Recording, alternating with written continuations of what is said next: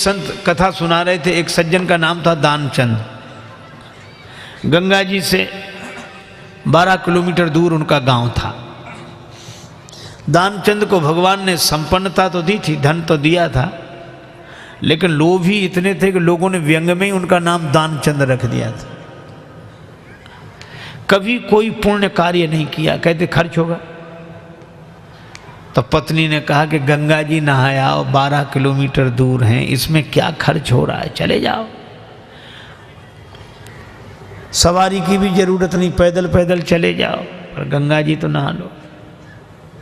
ठीक है, बहुत कहा तो सोचा जीवन में एक बार गंगा जी नहा लें, क्या हर्ज है, 12 किलोमीटर दूर है गंगा जी, जा पैदल पैदल गया, खर्चा कौन करे सवारी। अब गंगा जी किनारे पहुंचकर सोचा घाट पर नहीं जाएंगे, वहां पंडा लोग रहते हैं, पंडा कहेंगे कि दान दो। तो मुर्दा घाट पर गए।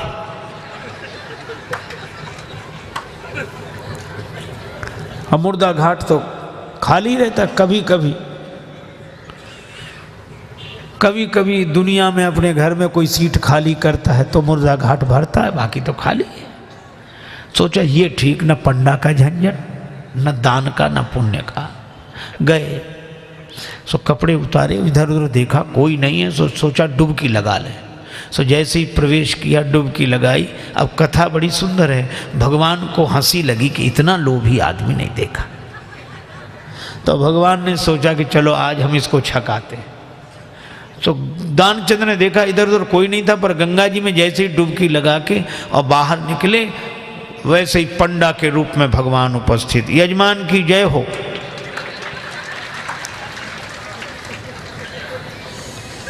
दानचंद बोले तुम कौन हो?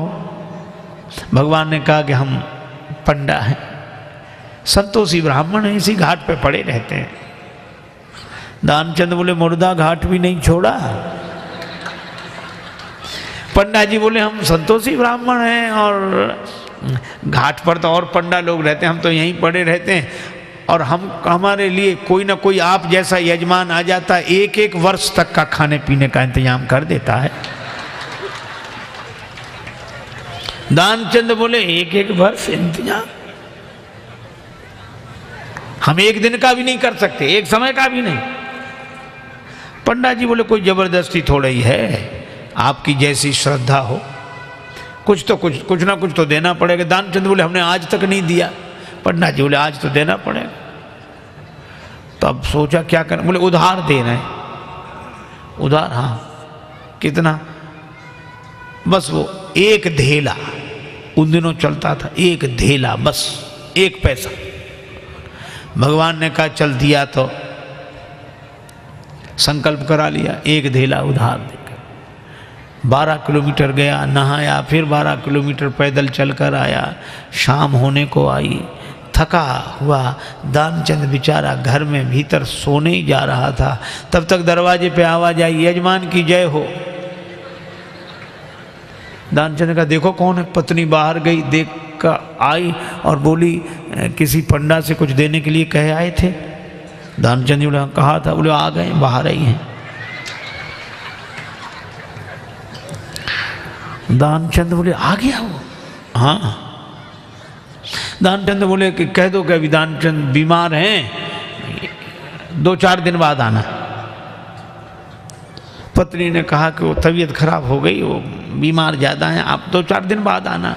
पंडा जी बोले दान मिले चाहे ना मिले, पर हमारे संकल्प में वो हमारे यजमान बीमार हो, ऐसे संकट के समय यजमान को छोड़ना धर्म नहीं। हम भी यहीं रहेंगे जब तक वो स्वस्थ नहीं हो जाते, यहीं इंतजाम कर दे। आप तो सामग्री ला दो, हम तो बना लेंगे अपने हाथ से भोजन। पत्नी ने फिर जाके कहा, पर दानचंद भी अद्भुत आदमी, कहने लगा नहीं जा रहा ना। वो लोग कह रहे यहीं रहेंगे जब तक बीमार रहोगे। दानचंद बोला तो कह दो मर गए वो।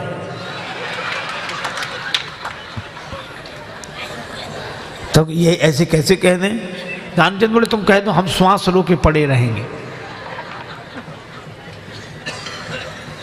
पत्नी ने झूठे जाकर रोते हुए अभी चले गए, वो समाप्त। पंडा जी बोले चले गए, मर गए। अरे राम राम, लेकिन यजमान का जब तक अंतिम संस्कार ना हो जाए हम कैसे जा सकते? और तुम कहाँ बुलाती फिरोगी लोगों को, गांव इतना बड़ा, हम ही सबको खबर किए देते हैं।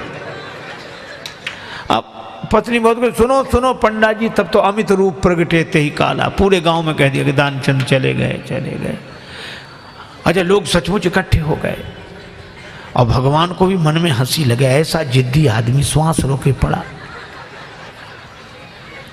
लोगों ने उसे मुर्दा समझकर उठाया।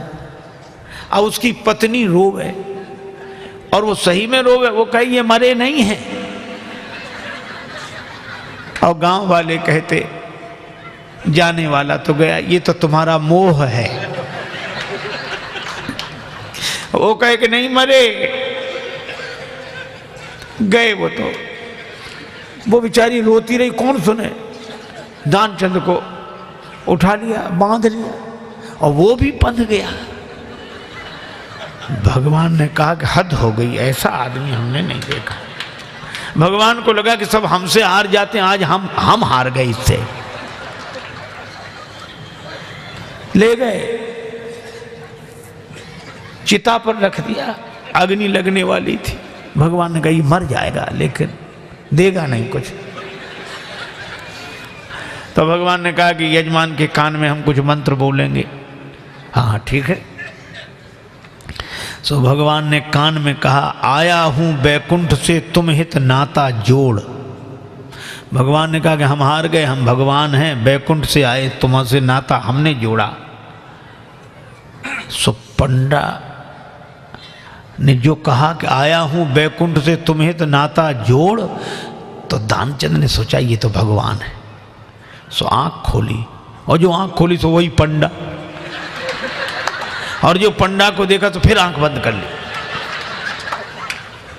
भगवान ने कहा कि हम तुमसे कुछ नहीं लेंगे, मांग ले हो वरदान कछु, तुम ही हमसे कुछ मांग लो। तो दानचंद क्या बोला, बोले धेला दीजिए छोड़, बस वही छोड़ दो और कुछ नहीं चाहिए। अब बोलो, ये लोभ की अति, इतनी अति।